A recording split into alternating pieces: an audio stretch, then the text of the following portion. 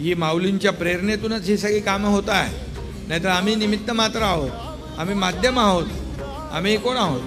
आणि म्हणून सर्वसामान्य कार्यकर्ता म्हणून जेव्हा मी मुख्यमंत्री असताना देखील सर्वसामान्य कार्यकर्ता म्हणून मी काम केलं.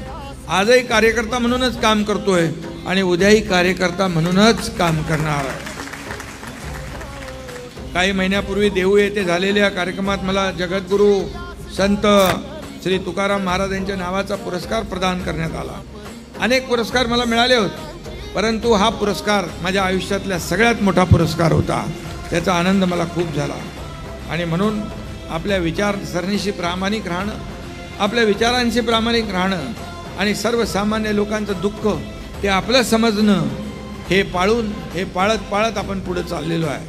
आणि म्हणूनच या ठिकाणी वारकरी मंडळी जी आहेत, ही आपल्या जे काय आपलं नातं आहे, हे जिव्हाळ्याचं नातं आहे.